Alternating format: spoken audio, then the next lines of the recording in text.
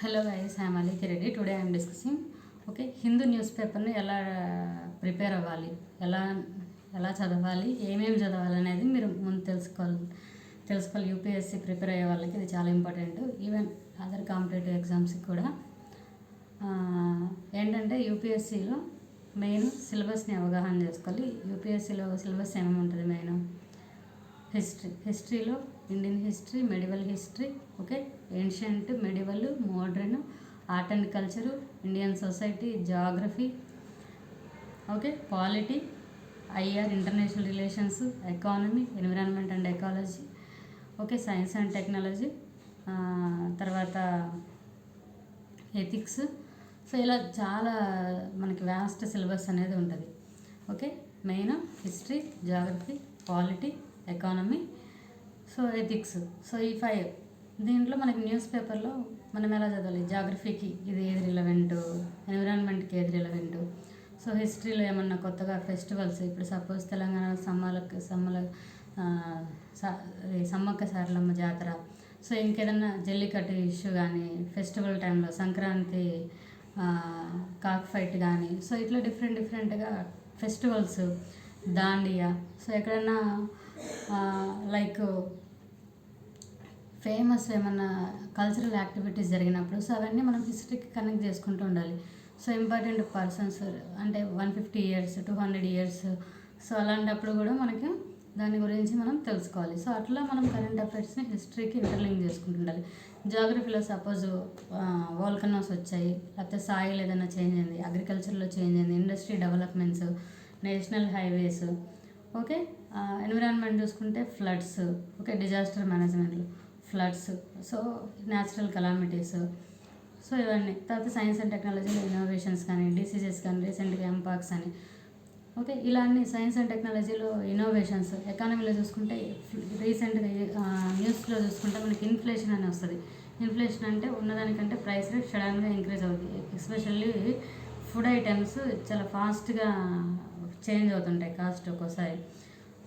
అలాంటప్పుడు food inflation పెరిగింది. Oil inflation అంటే ఫ్యూయల్ ప్రైసెస్ పెరగడం, petrol inflation. Inflation targets, deflation అంటుంటాము. Open market operations, growth rate పెరిగినట్టు. G20 కంట్రీస్లో ఇండియా టాప్లో ఉంది గ్రోత్ రేటు. వరల్డ్ వైడ్గా ఇండియా చాలా గ్రోత్ రేట్లో దూసుకుపోతుంది. ఇలాంటివన్నీ ఎకనామీకి రిలేటివ్గా కనెక్ట్ చేసుకుంటూ ఉండాలి. ఇండియా ఎక్స్పెండిచర్ ఏంటి, ఏమేమి పెడుతుంది పాలసీస్ మీద, ఎక్స్పెండిచర్, ఇన్కమ్ ఎలా వస్తుంది, జిఎస్టీ కలెక్ట్ చేస్తుంది, మనం ఇండైరెక్ట్గా పే చేస్తూనే ఉంటాము. ఇలాంటివన్నీ కూడా మనము ప్రతిదీ మన సిలబస్ కనెక్ట్ చేసుకుంటుండాలి. మన సొసైటీలో ఏం జరుగుతుంది, సపోజ్ మన 11 members ఇన్ఫాంట్ బేబీస్ యూపీలో ఝాన్సీలోని హాస్పిటల్లో ఫైర్ యాక్సిడెంట్లో చనిపోయారు. ఇది ఎథికల్గా రాంగ్. అక్కడ నెగ్లిజెన్స్, కాజ్ ఆఫ్ నెగ్లిజెన్స్ అంటే ఒక గవర్నమెంట్ హాస్పిటల్లో ఒక పూర్ పీపుల్ అంటే ఒక బేబీ కూడా రైట్ టు లైఫ్ ఉంది. ఈవెన్ ఫ్యూటర్స్లో కూడా ఉన్నప్పుడు కూడా రైట్ టు లైఫ్ ఉంది బేబీకి. అలాంటిది బయటకు వచ్చినాక ఒక హాస్పిటల్లో ఇది జరగడం అనేది రైట్ టు లైఫ్కి చాలా అగైనెస్ట్. ఎథికల్ కూడా మనం ఇలా కేస్ స్టడీస్ యూస్ చేసుకోవచ్చు. రైట్ టు లైఫ్ పాలిటీ కింద యూస్ చేసుకోవచ్చు. ఇట్లా మనం కేసెస్ అన్నీ కనెక్ట్ చేసుకుంటా మన చుట్టూ జరుగుతున్నాయని మన సబ్జెక్ట్కి రిలవెంట్ చేసుకుంటూ చదవాలి. సపోజ్ నేను ఈరోజు న్యూస్ పేపర్ చూసాను, Maharashtra and Jharkhand poll results today. అది పొలిటికల్ ఇష్యూ. దాని పక్కన మేడం. తర్వాత day after US court wrap Adani energies firms stock sinks further. Adani ఇవన్నీ తగ్గిపోతున్నాయి, స్టాక్స్ షింక్ అయిపోతున్నాయి అని చెప్పేసి ఇచ్చాడు. ఎందుకు ఇంటర్నేషనల్గా. తర్వాత దానికి యూఎస్కి ఇండియాకి స్ట్రాంగ్ ఫౌండేషన్ ఉంది. దానివల్ల ఏమన్నా ఇంపాక్ట్ అవుతుందా ట్రంప్ రావడం వల్ల? ఇండియన్ ఎకానమీకి ఏమైనా ఇబ్బంది అవుతుందా? అలా చూసుకోండి. తర్వాత supreme court declines Punjab request for statement. అంటే సుప్రీంకోర్టు డిక్లైన్ చేసింది పంజాబ్ రిక్వెస్ట్ చేసినప్పటికీ. అంటే వాళ్ళు అగ్రికల్చర్ వేస్ట్నంతా ఫైర్ చేయడం వల్ల ఢిల్లీకి పొల్యూట్ అవుతుంది. ఇలాంటివి. తర్వాత Israel strikes Gaza displace ICC arrest warrant. Benjamin Netanyahu మీద ఇంటర్నేషనల్ క్రిమినల్ కోర్ట్ అనేది అరెస్ట్ వారెంట్ ఇచ్చింది. అంటే ఇంటర్నేషనల్ క్రిమినల్ కోర్ట్ ఎక్కడ ఉంది, ఐసీజే ఏంటి, ఇది మనము ఇంటర్నేషనల్ కోర్ట్ ఆఫ్ జస్టిస్ గురించి చూడాలి. హెడ్ క్వార్టర్స్ ఎక్కడ, దాని మెంబర్స్ కంట్రీస్ ఏంటి, దాంట్లో ఎవరెవరు మెంబర్స్ ఉన్నారు. సో ఇలాంటివన్నీ చూసుకోవాలి. అసలు ఎందుకు ఇంటర్నేషనల్ కోర్ట్ ఆఫ్ జస్టిస్కి పవర్స్ అంటే దాంట్లో ఆల్రెడీ ఉన్న కంట్రీస్ ఏవైతే కంట్రీస్ ఉంటాయో ఆ కంట్రీస్ మీద ఐసీసీ కానీ ఇంటర్నేషనల్ కోర్ట్ ఆఫ్ జస్టిస్ కానీ ఓకే అన్ని ఛార్జెస్ తీసుకోవడానికి రైట్స్ ఉంటాయి. ఇండివిజువల్ చాయిస్ అనేది ఉండదు. ఓకే, సో ఇట్లా చూసుకోవాలి. తర్వాత ద ఫైట్ దట్ యంగ్ఫీల్డ్ newborn babies a burden hospital collapse in Jhansi. So ఇలా ఈ పిల్లలు చనిపోయినందుకు న్యూస్ వేశారు. సో ఇట్లా ఇవన్నీ మనం ఫస్ట్ పేజ్లో ఉన్నాయి. తర్వాత నిన్న ప్రెసిడెంట్ ముర్ము వచ్చారు. ముర్ము వచ్చి లోక్మాంతం భాగ్యనగర్ అని చెప్పేసి ఒక ప్రోగ్రామ్ మీద చేశారు. సో అదేంటి స్టేట్కి ఇంపార్టెంట్ అవుతుంది. తర్వాత హైడ్రా గురించి ఇదంత అవసరం లేదు. తర్వాత మనం చూసుకుంటే ఇక్కడ ఇంకోటి వేశారు, INCOIS INCOIS working towards improving accuracy of short term variation of coastal currency. INCOIS గురించి చదవండి. Indian national centre for oceanic information service. Okay, Indian national centre for oceanic information service. ఈ బాడీ ఏంటి, సో దీని యొక్క ఇంపార్టెన్స్ ఏంటి, దీని గురించి అంతా చదవండి. ఇది మనకి న్యాచురల్ కెలామిటీస్, సో ఇలాంటివన్నీ వచ్చినప్పుడు, ఫ్లడ్స్ వచ్చినప్పుడు ఇన్కాయిస్ యొక్క వర్క్ ఏంటి, దీని యొక్క ఇంపార్టెన్స్ ఇవన్నీ చదవండి. సో ఇట్లా చూసుకుంటూ ఉండాలి.